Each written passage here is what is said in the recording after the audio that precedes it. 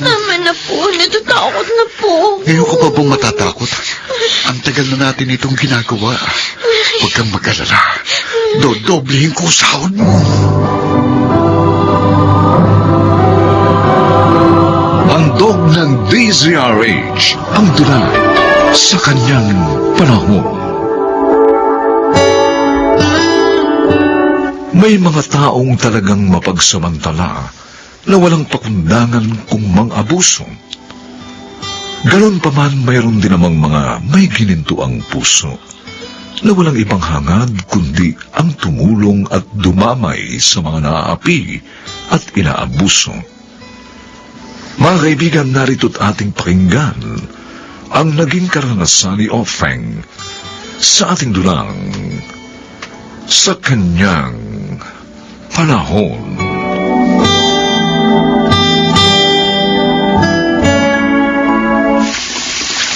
Openg, ano ba yan? Kanina ka pa naglalaba? Hindi ka pa matapos?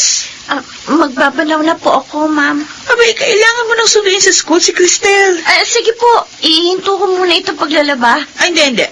Ako na lang ang susundo sa kanya. Magluto ka na lang pagkatapos mo maglaba. Bilis-bilisan mo naman kasi ang pagtatrabaho. Para ka naman pagong, ang bagal mong kumilos. Bilisan mo dyan. Grabe naman si Ma'am Glenda. Hindi na nga ako maganda o gaga sa mga ginagawa ko. Pagkatapos sasabihin pa niya mabagal ako magtrabaho.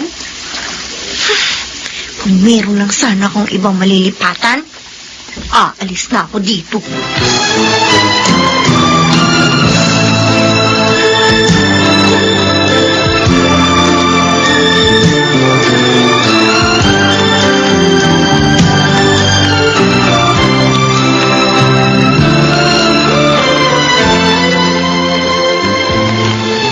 Wow! Ang swerte ko naman. Ikaw ang paserong natapat sa akin. Sige, sakay ka na. Ayoko nang sumakay sa tricycle mo.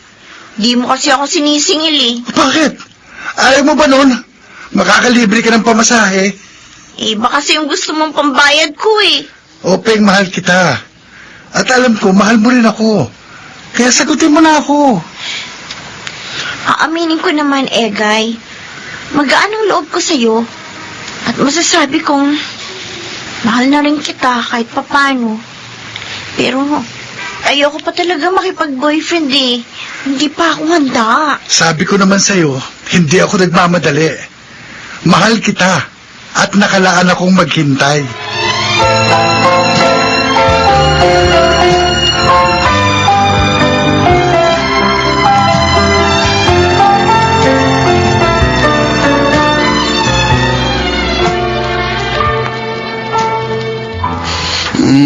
Bakit yan ka lang?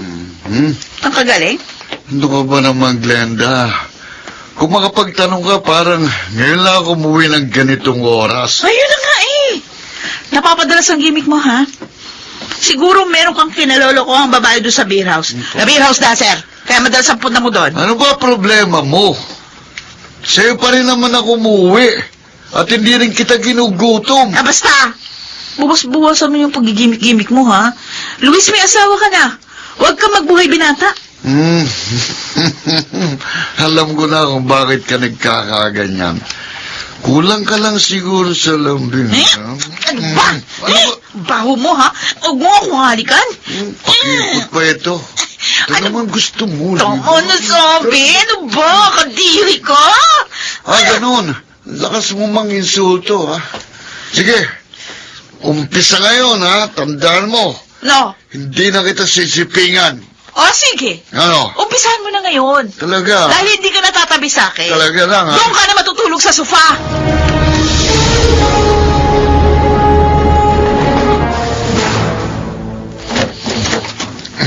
Sir, bakit po? Ano pong kailangan nyo? Hindi ako papapasukin ni Glenda sa aming kwarto, kaya dito ako matutulog. Sige po. Dito na kayo. Doon na lang po ako sa labas. Hindi ka lalabas. Ho? Magkatabi tayong matutulog.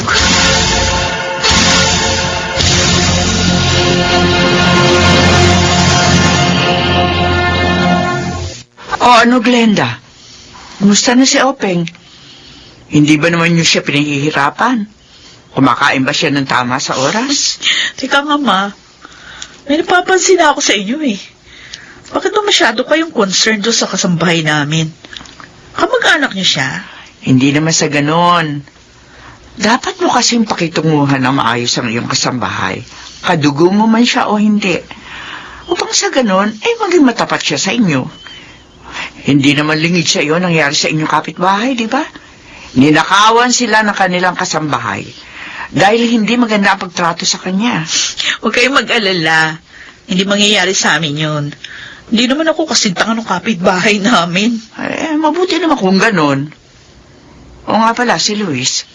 Kumusta kayong dalawa? Maayos ba pagsasama niyo? Ay naku, Ma. Hindi ko na gusto yung ginagawa niya. Ha? Dahil bukod sa pagiging lasenggo, babaero pa. Kaya pwede ba? Pagsabihan niyang manugang yung irresponsable.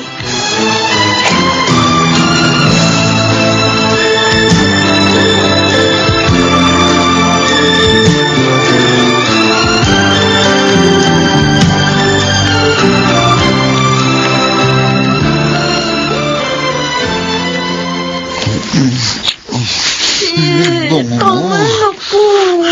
Natatakot na po ako. Ngayon ka pa ba matatakot? Ang tagal na natin itong ginagawa. Huwag kang mag-alala. Dodoblihin ko sahod mo. Bang mo tayo. Nakakabalik ka, okay mo? Tama na po. Maawa po kayo sa akin.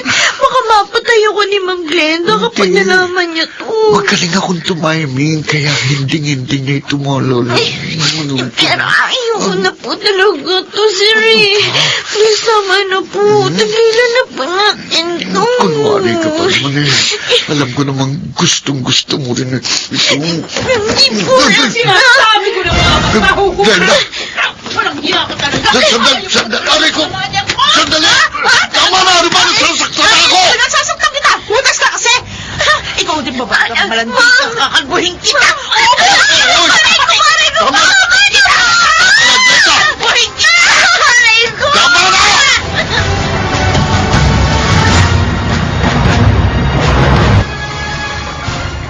Matagal ka na palang inaabuso ng manugang ko. Bakit hindi mo kaagad sinabi sa akin?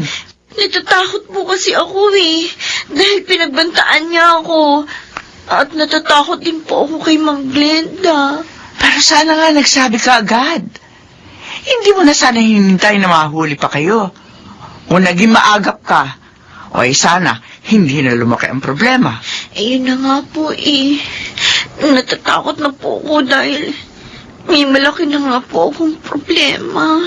Anong problema? Mahigit 2 buwan na pong delayed ang monthly period ko. Madalas na rin pong sumama ang pakiramdam ko. Kaya, malamang po, nabuntis na po. Kumpirmado. Buntis ka nga. Ano po ang gagawin ko? Umuwi ka muna sa probinsya. Doon ka mga anak. Bibigyan kita ng sapat na pondong kakailanganin mo. At huwag kang mag-alala. Walang ibang makakaalam nito.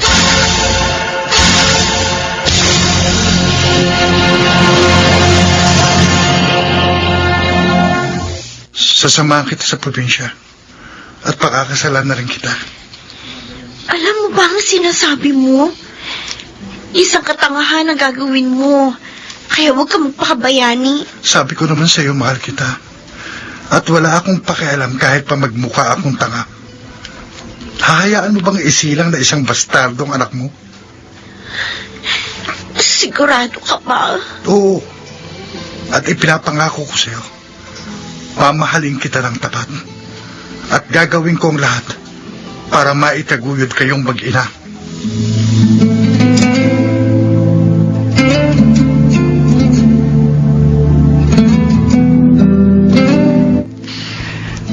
Bakit mo yun nagawa kay Openg? Hindi ka ba naaawa sa kanya? Ma, tao lang po akong nahuhulog sa tukso. At isa pa, nagustuhan din naman ni Openg ang ginagawa namin. Huwag ka na mga tuwiran pa. Kahit ano pa ang sabihin mo, mali pa rin yung ginawa mo. Tinakot mo siya, inabuso. Sinamantala mo ang kanyang kahinaan. Luis, magbago ka na. Huwag mo nang hintayin dumating sa'yo ang karma. Kumusta na nga pala si Glenda? Ayun o. Hindi pa rin ho kami nag-iimikan. Huwag ka mag-alala. Kakausapin ko siya. Pero ipangako mo sa akin na magbabago ka na, ha? At kung hindi, malamang masira ang pamilya mo.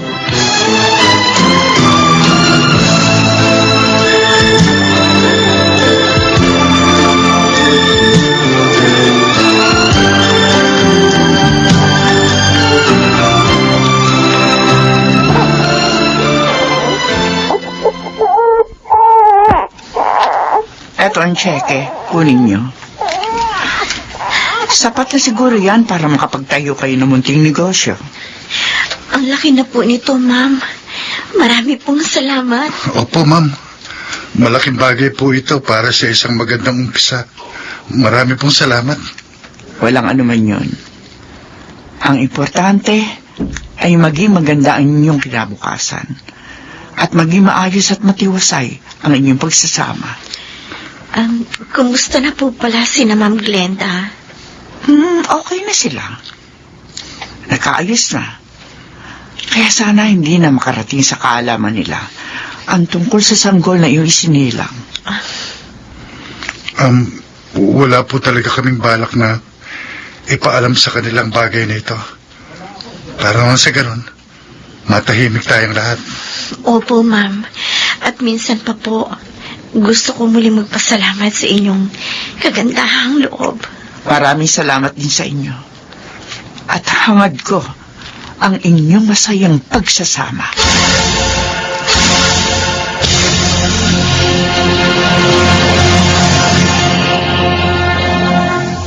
Hindi na mahalaga kung ilang beses tayong nadapa at nagkamali. Ang mahalaga ay matuto tayong bumangon at itama ang ating pagkakamali sa kanyang panahon.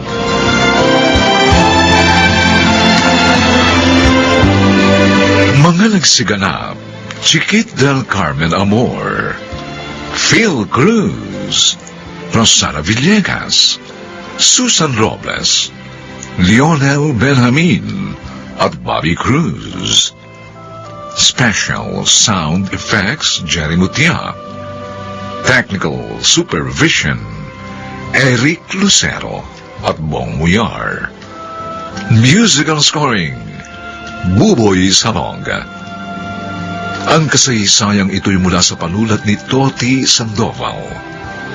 At sa pinagsamang direksyon ng inyong lingkod, June Martin Legaspi at Bobby Cruz. Sa kanyang panahon.